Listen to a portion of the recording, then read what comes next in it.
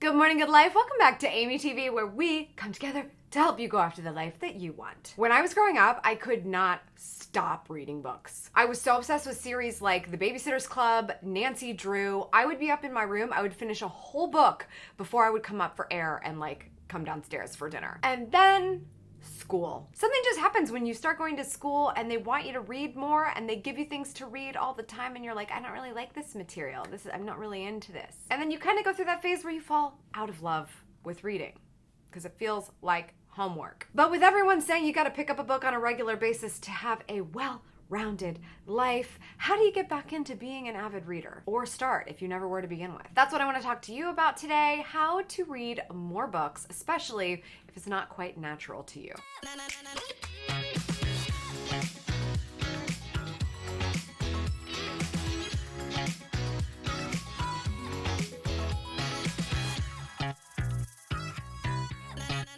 Listen, if you're watching this video because you feel like you have to, but you're still not quite on the page of why you need to actually read more, I feel you. When it comes to the benefit of reading, it's hard to see what is the big deal.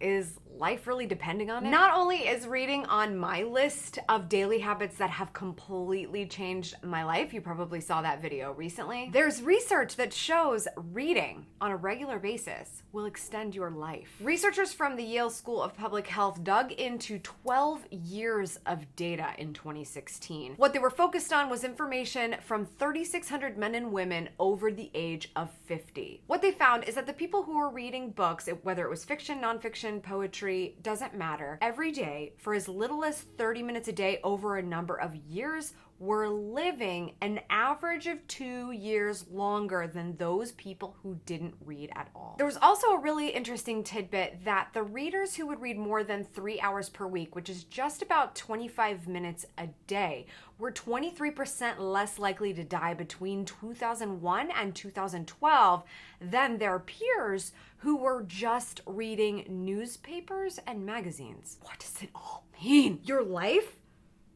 could literally depend on it. That's crazy. I mean, if you're not a reader right now, you're probably bummed. I get it. 25 to 30 minutes of reading per day is actually not as difficult as it sounds. Just like they say finding 25 to 30 minutes a day to work out is not as hard as it sounds either. So I want to help you find those minutes throughout the day. They don't all have to be at one time. You got to make it easy so you can keep going after the life you want for even longer. Let's extend your years. Before we dig in deeper to that, you know what I gotta do right now, and that's give some Twitter gratitude. Today, I wanna give a lot of love to Living Culture T1, Living Culture Travel. Thank you so much for watching these videos. I acknowledge you for your time and attention, and most of all, for that lovely retweet. Thank you so much for sharing my stuff with your peeps, your friends, your community.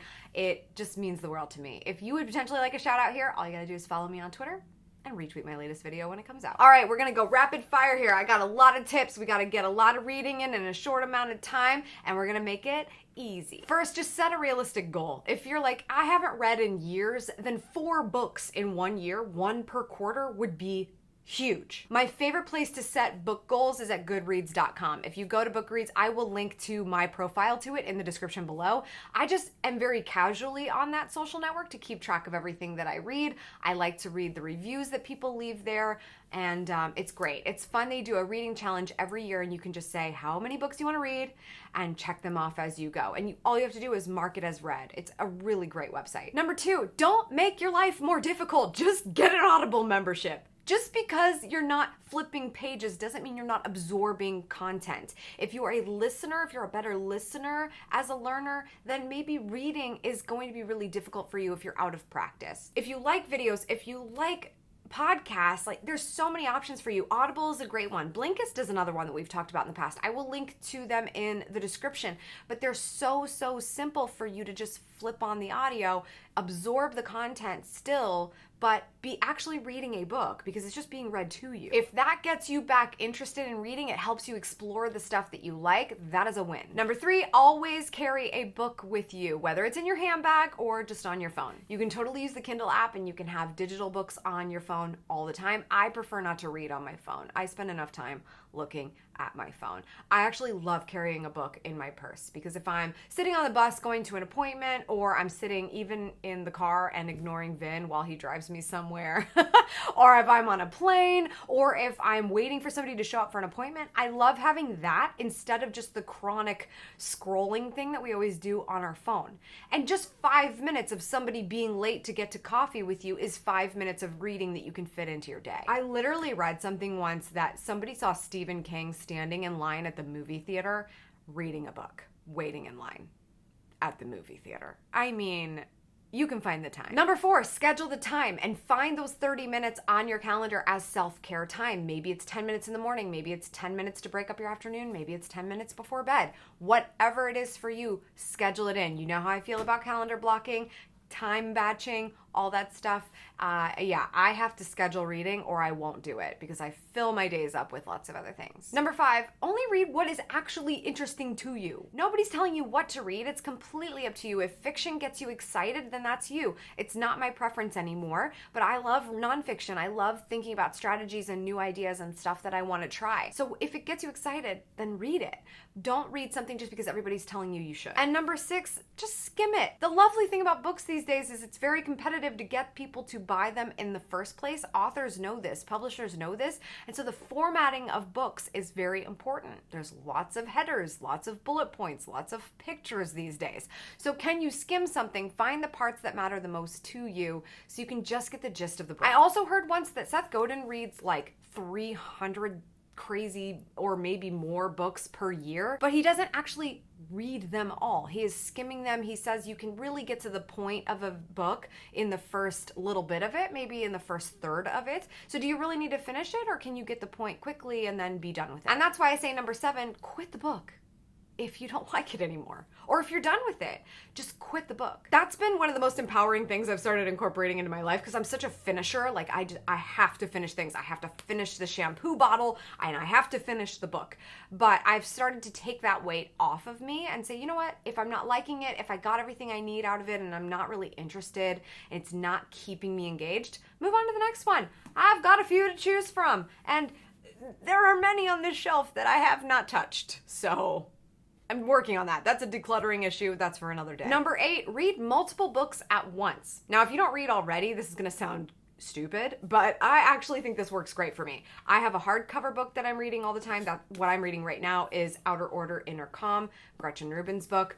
I also have a daily reader that I am reading. I have a book right now called The Daily Stoic, which is an entry for every single day. So I'm not being forced to read it quickly. I have one entry per day that I read, and that book will last me for 365 days. And then I have an Audible book that I'm listening to. So in the car, I'm listening to a different book than the book I'm reading when I'm at home, and I read my daily reader book before bed. So I have 3 books all the time. I know that sounds really ambitious and crazy, but that's how I stay effective with reading more. Next, I highly recommend that if you fall asleep reading, that you don't read in bed. Like, that should just be the rule. If you want to read more and you fall asleep when you read, don't read in bed. It's that simple. So if you know you need that rule in your life, even though you're like, oh, I feel like that's the only time I could fit it in because I don't really see it any other way right now, be real with yourself. If you're gonna fall asleep, don't make it for that time. My next piece of advice is, do you have a vacation coming up? Plan your read for vacation now. Maybe you're not ready to dive in yet, but you would love to have a book to sit on the beach with when you go on vacation this summer. Plan that read now, or plan 2 of them. Be ambitious and say, you know what? I think I'm gonna get through 2 books on my 1-week vacation. It could totally work out that way, and if your goal is 4 to 5 books in a year and you knock out 2 on your vacation, there you go. You really do want to be reading on a more regular basis than that, but that's still better than nothing. Next, I highly recommend you ask your friends what they're reading. We buy makeup and skincare and gadgets for the kitchen and clothes and all kinds of stuff because our friends recommend it to us. Ask them what they're reading. Maybe that's going to be something that you'll take an interest to as well because you want to have that common interest with your friends. Another good idea is to join a book club. Now, this is again ambitious, but if you're somebody who needs outside accountability for reading, this is a great idea because you have a group of people who you meet with who are saying, hey, did you read it? Did you read it?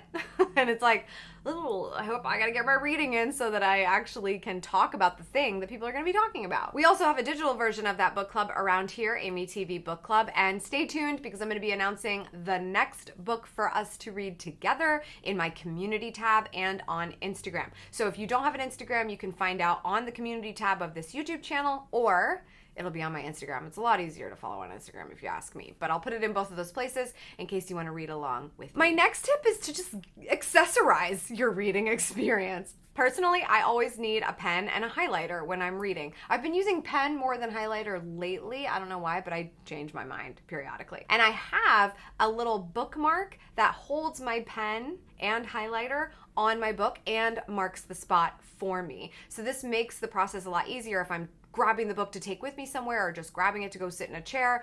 I have my pen, my highlighter, and my book marked exactly where it needs to be. It's one little cute package, and it makes me feel a lot more effective when I'm reading. My next tip is to stop thinking about it as reading and start thinking about it as you becoming an expert. Especially if you're reading nonfiction, you're really working on your skills and developing yourself with whatever it is that you are reading about. So what exactly are you building? What are you learning about? What are you becoming an expert in by way of a book that happens to be delivering that information? I don't like to say exercise.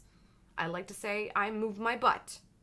Maybe you don't want to read. Maybe you want to become an expert. That's fine. And my final tip, and I kind of mentioned it earlier, but it's a big one, is instead of scrolling, try reading. Whenever you're in those chronic scrolling Instagram moments or scrolling Twitter moments or just scrolling your own phone because you have nothing else to do moments, put the phone down for just a second and pick up a book and see if it engages you at a higher level than that arbitrary scrolling did. You might get 5 minutes of reading in that way, and you definitely made more out of your time. All right, those are my tips for how you can read more. Let's talk about what we learned today in a tweetable. Seek the lofty by reading, hearing, and seeing great work at some moment every day.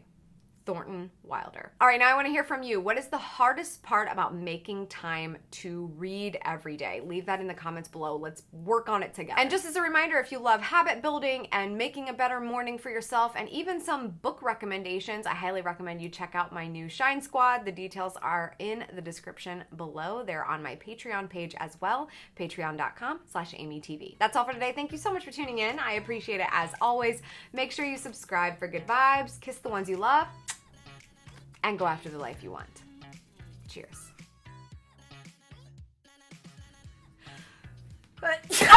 Oh my God, that was very sudden. Also, bonus points because I've learned how to sneeze in my adulthood. I don't hold it in anymore and try to explode my insides.